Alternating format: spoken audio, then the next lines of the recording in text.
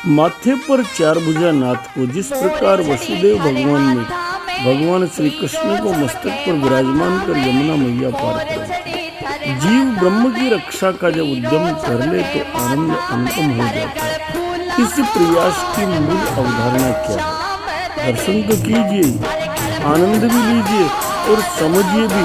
आज मेरे सदगुरुदेव डॉक्टर अरविंद कुमार पुरोहित के श्रीमुख से जो वेदों के ज्ञाता है, संस्कृत के ज्ञाता है, आंग्ल भाषा के ज्ञाता है और विचारों के ज्ञाता है, उनसे जानिए और गहराई पूर्वक इसे सुनिए कि इस अभियान का सूत्र कहाँ है और इसका फल कहाँ जाकर संसार को प्राप्त होगा।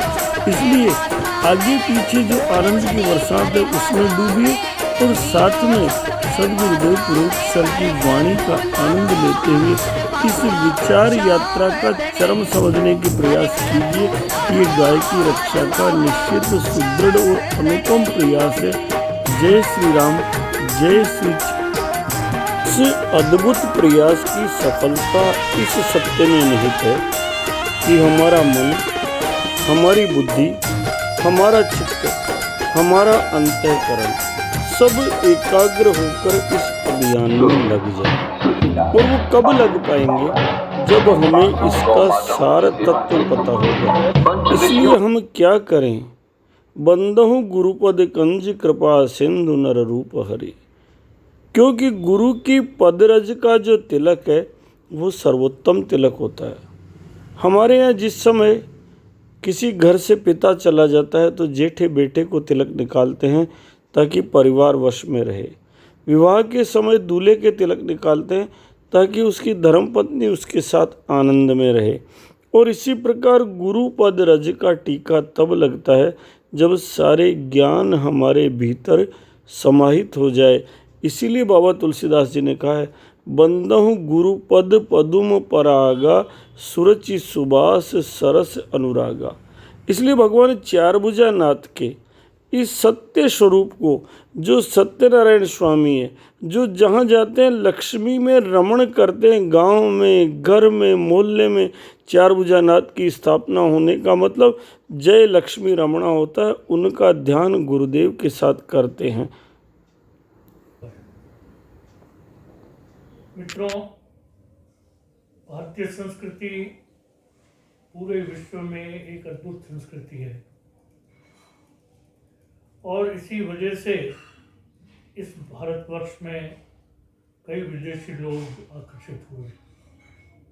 ये उनकी भूल थी कि उन्होंने इसको पराधीन बनाना चाहा, लेकिन बहुत लंबे समय तक वो उनकी अभिलाषा चली नहीं और भारत अनेकानेक बलिदानों के बाद पुनः स्वतंत्र हुआ। आज हम एक स्वतंत्र भारत के रूप में अपनी संस्कृति और अपनी सभ्यता, अपने विचारों और अपने महान संतों के उपदेशों का स्मरण करते हैं। उन्होंने यही हमें सिखाया था। ये जो वसुधा है, ये वसुधा यानी पूरी धरती, ये हमारी माता है। वसुदेव कुटुंबकम का सूत्र वाक्य इसी धरती से निकला है। पश्चिम की सभ्यता, विज्ञान की सभ्यता ने जहाँ हमें बाहरी सुख सुविधाएं दी, वहाँ हम ये भूल गए कि ये पृथ्वी के उपभोग की बात नहीं है, ये पृथ्वी के सेवा की बात होनी चाहिए। और उस भूल के कारण हमें अनेकानेक कष्ट और दुख उठाने पड़े। कोविड महामारी उसका एक सबसे नया स्वरूप है, लेकिन उसका ये एक लाभ हुआ कि पूरी दुनिया को एक बार ये पता लग गया कि हाथ मिलाने से हाथ जोड़ना बेहतर है, गले मिलने से थोड़ी दूरी रखना बेहतर है, हाथ पैर को बार बार धोकर स्वच्छ होना बेहतर है। उसी से हम स्वास्थ्य लाभ कर सकते हैं। घर में दीपक जलाना आवश्यक है, घर में धूप और सुगंध का होना आवश्यक है। प्रकृति की सेवा आवश्यक है। ये वनस्पति उपयोग की चीज नहीं है, ये वनस्पति सेवा की वस्तु है। ये हमारा ही एक अंग का बाहरी आयाम है, क्योंकि ये कार्बन डाइऑक्साइड जो हम निस्सर्ग कर रहे हैं, ये इन्हीं पौधों के द्वारा शोषित होकर पुनः ये प्राणवायु हमें अर्पित कर रहे हैं। अतः ये वनस्पति एक रूप में हमारे फेफड़े हैं, क्योंकि हमारी जो श्वसन प्रक्रिया है वो इनके बिना अधूरी है। इन सब ज्ञान, इन सब अनुभव को एक नए रूप में अब हम महसूस अनुभव कर रहे हैं। भारत ने कभी भी धनी होने की आकांक्षा नहीं की। भारत ने कभी भी दूसरे देशों को जीतकर अपना गुलाम बनाने की आकांक्षा नहीं की, लेकिन भारत ने हमेशा समृद्ध होने की, भारत ने हमेशा अष्टलक्ष्मी गजलक्ष्मी की पूजा की है। और उसी अष्टलक्ष्मी गजलक्ष्मी के रूप में गौ माता के गोबर को उन्होंने लक्ष्मी का निवास माना है। और उसी निवास के कारण पंडित विष्णुदत्त शर्मा और उनके साथियों की जो टीम है वो एक अद्भुत कार्य कर रही है। वो जगह जगह गौ माता के, जिसको हम पंचभूतों की माता कहते हैं, मातृ सर्वभूतानां गावेषु सर्व सुख प्रदा। अगर हमें सब सुखों की कामना करनी है तो अगर हम एकमात्र गाय को ही समझ लें, उसकी आकार, उसके प्रकार, उसकी प्रकृति और उसकी करुणा को उसको समझ लें, तो हम समृद्ध अवश्य हो जाएंगे। और ये जो नारा, ये जो सूत्र वाक्य, गाय बनाए करोड़पति, जो पंडित विष्णुदत्त शर्मा ने दिया है और उनकी मित्रमंडली उसको आगे बढ़ा रही है, वो इस रूप में है कि हम समृद्धशाली हों। और हम समृद्धशाली इसलिए हों, हम शक्तिशाली इसलिए हों, न कि किसी पर शासन करने के लिए।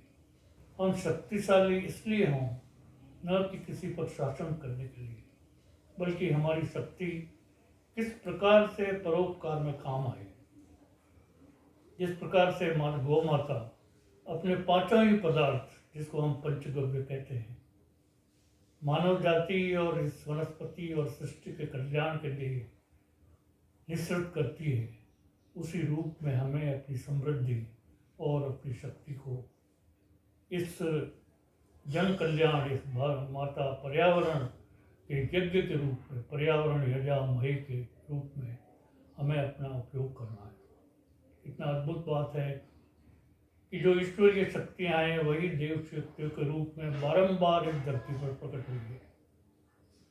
और भगवान चारभुजनाथ, भगवान विष्णु के अवतार थे, वो प्रथम बार भगवान राम के रूप में कौशल्या के गर्भ में अवतरित हुए। और जब वो अवतरित हुए, रामचरितमानस में लिखा है कि उनकी चार भुजाएं थी।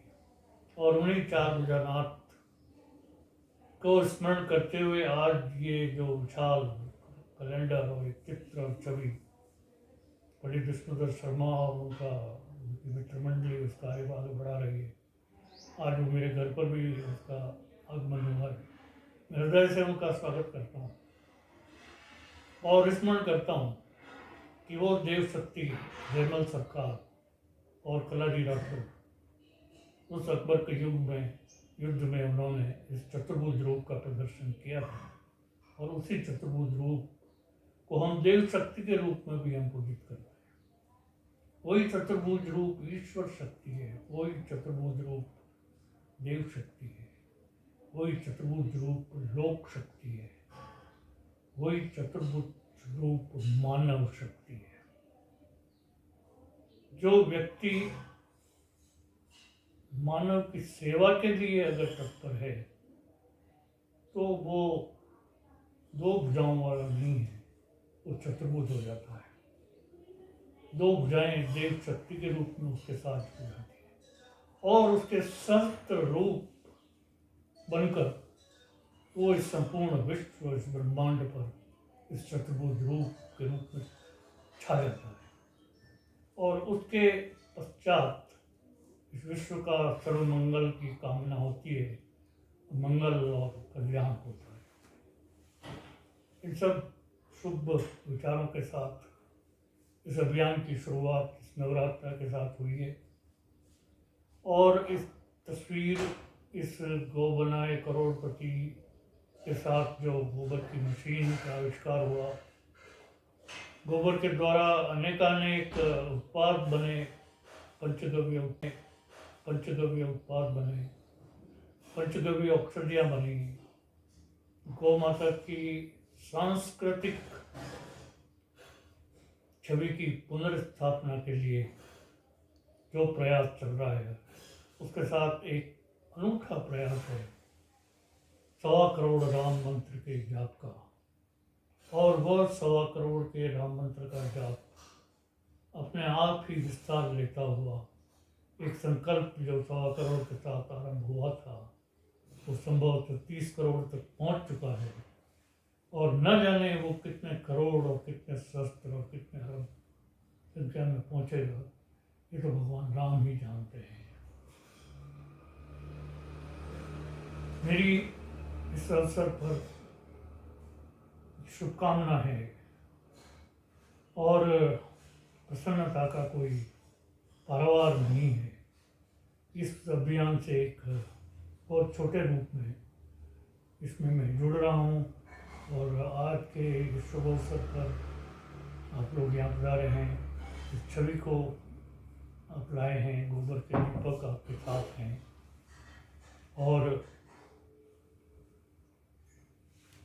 और मुझे लग रहा है कि ये जो अभियान है वो बहुत तेज़ी से आगे बढ़ेगा। मेरी शुभकामनाएं। जय हिंद, जय भारत।